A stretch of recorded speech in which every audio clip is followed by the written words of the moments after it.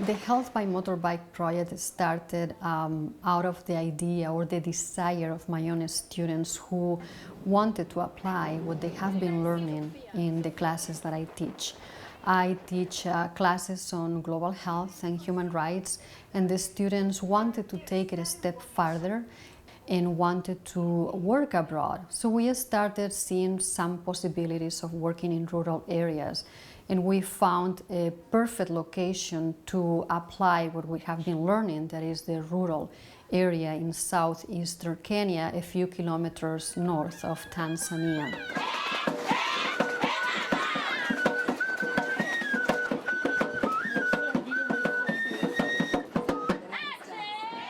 Global health really looks at issues that transcend borders, issues that influence health outcomes besides just access to health care, such as economic and cultural and educational and political influences on health.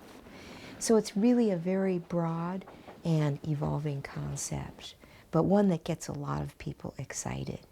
We think about the way that all the different sectors that might contribute to well-being contribute to health as part of global health. So water and sanitation systems, environmental care, everything that contributes to human flourishing in terms of health, education, and even economic well-being are part of global health. What is more different, not unique or new, but is different of the Health by Motorbike is that we have a very comprehensive approach to health. We bring health literacy. We train local women to become health promoters in their own community, and these health promoters are going to train other health promoters in the community. And something that is also different is that we provide services at the same time that we bring health literacy, thinking that when women learn, they need also a follow-up. So they have a public health nurse that is going on motorbike to remote areas, especially 3 locations, Lunga Lunga, Kodo, and Perani. The other component that we have just added is the research component, because the project has started in a university setting. We have managed to create the 3 components, the education, the action, and the research. And there is one student right now who is doing research on malaria and gender. Also, because my training is in gender, we give the gender approach to everything we do, meaning in gender that we take men and women and the relationships of men and women within the family, within the community, what they do. And we have realized that it's mostly women, the caretakers of the family, the caretakers of the community. And that's why we are targeting the women, because they are also the producers and the reproducers of life, the reproducers of health, and the reproducers of culture. So they are the ones who train their own children, who train other community members. But in some ways we also target men, and men realize that their own families, the health of their families is improving. So men also want to be part of this project. So the project is not new, but it's different because of these 3 different components. And it's also new because in the area is totally new. There was nothing in this isolated area of southeastern Kenya. There is my partner or our partner community, Project Africa, has already a project going on, but health has been absent. There is 1 clinic around, only 1 clinic, and the women and men and children in Godo and Perani cannot reach the clinic, or they have to walk more than 12 miles walking on foot or riding a bicycle, and for a pregnant woman that's not very feasible. One of our aims is to really promote sustainable projects that can keep going, and we found some elements that are really key for sustainability. We found in our partnerships for health that a good deal for Wisconsin has to be a good deal for the host community. Otherwise, it's not sustainable unless both sides are gaining benefits. And the benefits may be very different.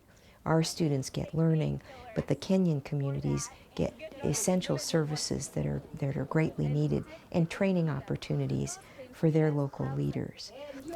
The goal of Health by Motorbike right now is to make this project sustainable and to make the communities of Lunga Lunga, Godo and Perani to own the project.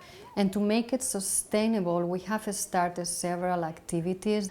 The first activity was to develop summer health camps for women and adolescent girls in the three communities in Lunga Lunga, Godo and Perani. We ended up doing one more in Nairobi for 700 women from the slums of Nairobi on reproductive health especially. The health camps in Lunga Lunga, Godo and Perani were also basically on reproductive health, but we also targeted malaria and other infectious diseases that are very endemic in the area. We gave the women an incentive because we know that women are very busy, they are workers, they have families to raise, and they cannot afford just to listen a training. And this incentive was a little bit of money and a little bit of food at the end so they could feed their own families. And at the end, we celebrated the three communities, we together celebrated the end of the summer health camp. But we also managed to launch the Health by Motorbike project that is bringing a clinic to the communities that are not reachable by any other means, like the Godo and Perani. And the other project that we managed to create was a permanent health clinic called Nikumbuke, Remember Me in Swahili, that is open for the three communities and is working now. I'm really excited about Health by Motorbike. I think it's wonderful that they've included health literacy in the project. It's so empowering. We're a public land-grant university. Our mandate from the beginning has been to use knowledge, use discovery to improve the lives of rural people. I think the real key is how to engage local leaders in owning the idea, investing in it so it becomes their project as well.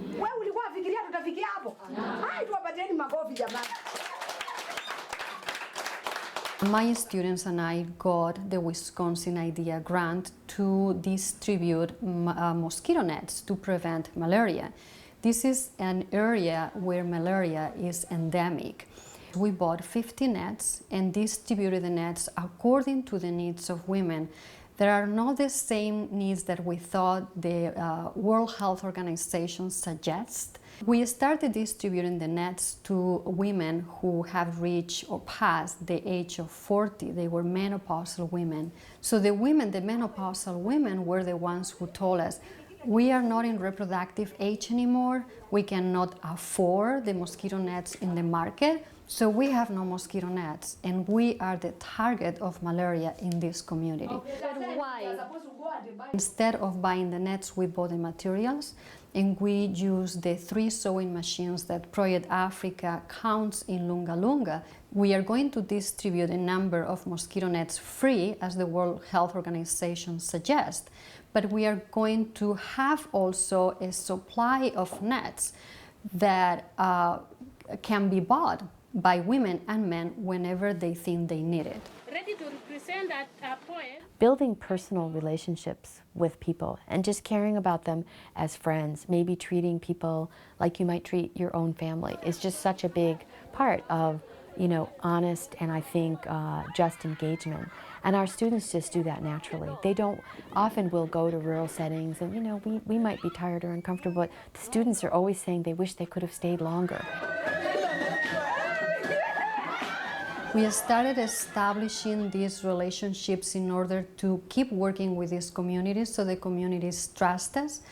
And something that we didn't expect is that the men have seen the improvement or the empowerment in women, how their families have improved, and they also want to be part of it. We brought many glasses for women, and the men in the community said to me, you have to bring for men too. If it's a gender project, it has to be for both, for men and women. Something that we also did is to have a very good relationship with the doctor, with the director of the only clinic in Lunga Lunga. And now the director of the clinic, Dr. Ishmael, is collaborating with us, and we are collaborating with him. And my intention is that the students that I bring to Health by Motorbike in rural Kenya not only work with the Health by Motorbike and Project Africa in this area, but also work with Dr. Ishmael in his clinic, and he has a research post, and he also uses a motorbike to reach the Maasai communities. So my students can go with me, with the leaders of Project Africa, the leaders of the communities, and also with Dr. Ishmael, who is a very, very well-known leader in the community. The project has shown to be very successful so far. It has changed lives in Lunga Lunga, in Godo, and Perani for the women, children, families in these three communities. It has changed the life of the students that I brought, and definitely it has changed my life.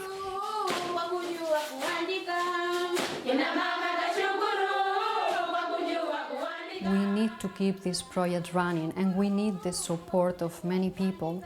And we also would like to thank all the supporters that we had for these 2 years. And we can start with the students, my own students, who have been fantastic, the individual donors that have provided the medications through the year, the Rotary Club West in Madison, Wisconsin. We also would like to thank to the Davis Foundation for Project for Peace. A special thanks go to the Wisconsin Idea Grant from UW-Madison.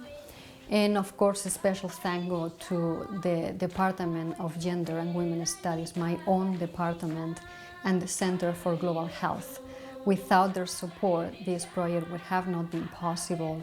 They have supported my bold ideas that they started very, very, very little, and they have been the real supporters of this project. So thanks to them.